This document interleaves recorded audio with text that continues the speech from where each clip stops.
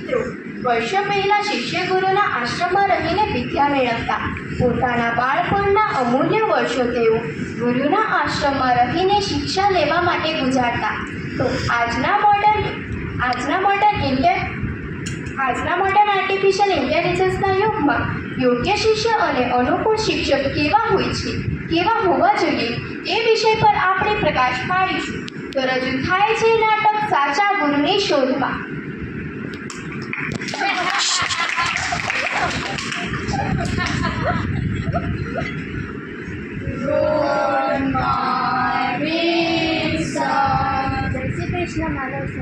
Good morning, students. Sit down.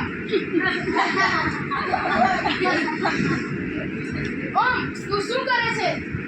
Mobile અને સ્કૂલમાં? તને ખબર નથી આપણી સ્કૂલમાં મોબાઈલ અલાઉડ નથી.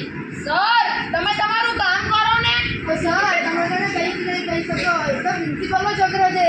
હા સર, હું તો ગેમર છે, ગેમર. શું પ્રિન્સિપલનો છોકરો એટલે કંઈ પણ કરે તે મારે ચલાવી લેવાનું? હા sorry sir. Get out from my class.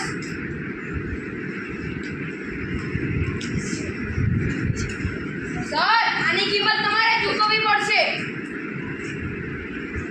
Sir, હવે તમને આ શાળામાંથી કાઢી મૂકશું. ચાલો ચોપડી કાઢો. કપિલવાસ page number 20.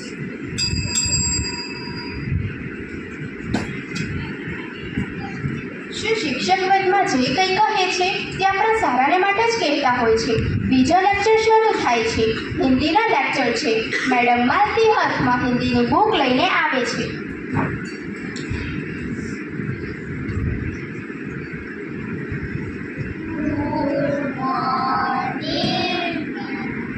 Good morning students, sit down.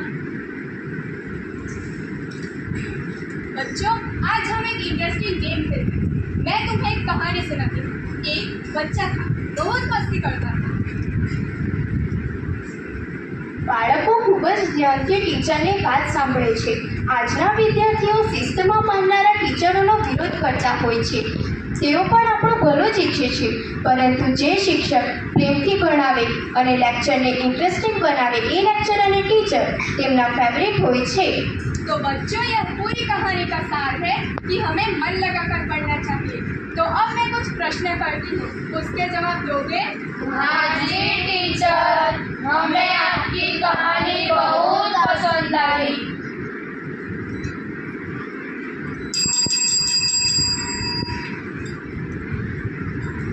10 મિનિટની રિસેસ પડે છે. રિસેસમાં દેવ અને વિજય લડાઈ ઝઘડો મારામારી કરે છે. રિસેસ પતી જાય છે અને ત્રીજા લેક્ચર મેથ્સનો શરૂ થાય છે.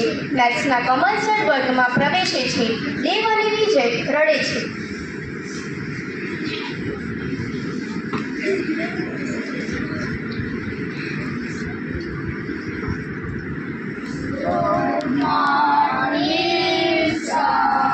Good morning student, sit down.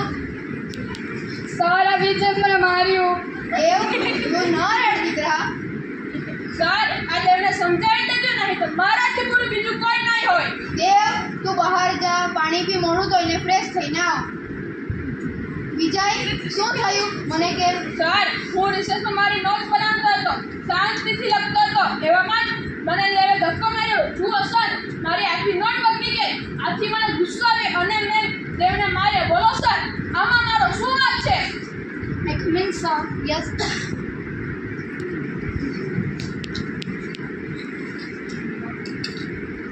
કેમ દેવ, બેગ લઈને ક્યાં જાય છે? સર, તમે તો વિજયની સાથ માનવાના ને, હું તો ચાલ્યો. દેવ, તું શાંત થા. મિત્રોમાં લડાઈ થાય એ સામાન્ય બાબત છે.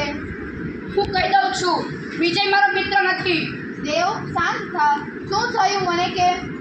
તો રિસેસમાં બહાર જઈ રહ્યો હતો. મેં કંઈ પણ નહોતું કર્યું, છતાં પણ તેને મને ટપલી મારી અને ગમે તેમ બોલ્યો. તો પછી હું મને કેવી રીતે રોકું? દેવ, તું બહાર પહોંચ્યો ત્યારે તે કંઈ જોયું કે તારાથી ભૂલથી વિજયની નોટ બગડી ગઈ? એની બધી મહેનત પાણીમાં ગઈ. શું સર, ખરેખર વિજય નોટ મારાથી બગડી ગઈ છે? કંઈ કહું સર? હા બોલ મંથન. સર, દેવ રિસેસ પડતા ચડતો હતો અને એનો હાથ વિજયને લાગ્યો અને વિજયની નોટ ખરાબ થઈ ગઈ અને વિજયને ગુસ્સો આવ્યો અને ઝઘડો મારામારી. સર, ઓકે મંથન. તો જોયું વિદ્યાર્થી મિત્રો, ઘણીવાર આપણી ગેરસમજ થતી હોય છે. દેવ, તું વિજય વિશે કંઈક બોલ. વિજય જગડાળુ, ગુસ્સાવાળો અને અભિમાની છે.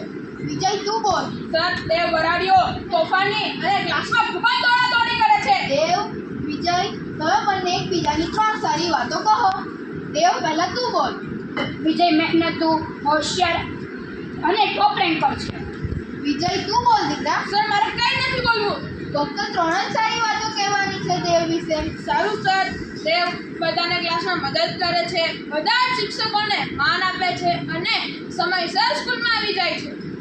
હંમેશા આપણે એકબીજાની સારી બાબતોની કાળજી રાખવી જોઈએ. જોયું મિત્રો, વર્ગમાં આપણે સહકારની ભાવના ન રાખીએ તો નકારાત્મકતા વધે છે. આપણે અભ્યાસો બનવું જ જોઈએ. શાળામાં ખૂબ જ હોશિયાર અને શિસ્તમાં માનનારા માનવ સરને પ્રિન્સિપલ સર તેમની ઓફિસમાં બોલાવે છે. મે I coming sir? Coming. Hello sir, તમે શિસ્તના આગ્રહી છો, હું જાણું છું, પણ તમે મારા દીકરાને રોક્યો છે. એ વર્ગમાં મોબાઈલ યુઝ કરે છે, એમાં શું ખોટું છે? માનવ સર, તમે થોડા દિવસ આરામ જ કરો અને બીજી શાળા છોડી દેજો. સમજી ગયા ને? Get out.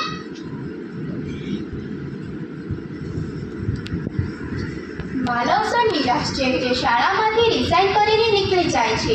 જોયું મિત્રો, આવા જિદ્દી અને મસ્તીખોર વિદ્યાર્થીઓને લીધે આવા સિદ્ધાંતવાદી શિક્ષકોએ હેરાન થવું પડે છે.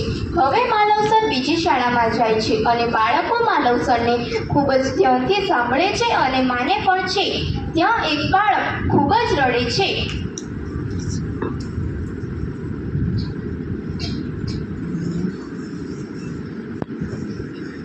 અરે દીકરા, તને શું થયું?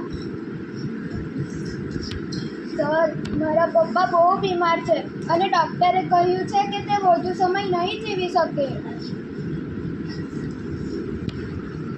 માનવ સર બહારથી કડક સ્વભાવના પણ અંદરથી નરમ દિલે છે.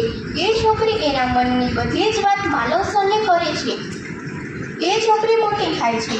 એ છોકરી મોટી થઈને ઇસરોમાં ડિરેક્ટર બને છે અને કોઈ સાથે ફોન પર વાત કરે છે. એમના ટેબલ પર ગુરુજીનો ફોટો છે, માનવ સરનો photo.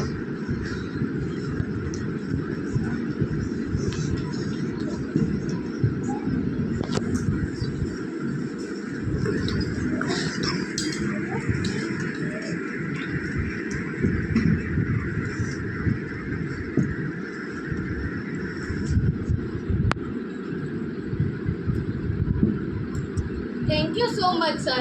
I am here only because of my guru.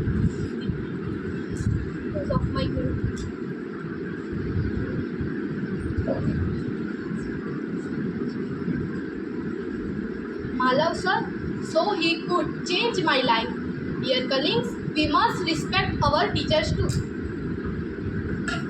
Ma'am, હું આ મારા સરને ઓળખું છું. તમે એમને મોટો ટેબલ ઉપર કેમ મૂક્યો છે? જ્યારે મારા પિતા ખૂબ જ માંદા પડ્યા અને મૃત્યુ પામ્યા ત્યારે આ માલવ સર જ મારા પિતાની સ્વરૂપે મને હૂંફ આપી અને મારી જિંદગી બદલી નાખી.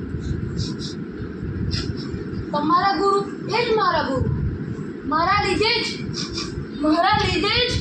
માનવ સરને આ સ્કૂલમાંથી બહાર કાઢવામાં આવ્યા હતા અને હું એક આટલી મોટી કંપનીમાં એક નાનો પીઉન છું અને તમે મોટા ડાયરેક્ટર છો. જોયું મિત્રો, શિક્ષકો આપણને engineer, doctor, teacher, owner, driver બનાવે છે. તેઓ હંમેશા આપણે જ ચિંતા કરે છે અને એમને જ પ્રગતિ કરે છે. ખરેખર બાળકો આજે સાચા ગુરુને જ શોધમાં છે. જે શિક્ષક પોતાના સમય સાથે પોતાના વિચારોને બદલે સતત વાંચનશીલ હોય અને પોતાના દરેક લેક્ચરને તન મનથી અને ઇન્ટરેસ્ટિંગ બનાવવાનો પ્રયાસ કરે એ અનિવાર્ય છે.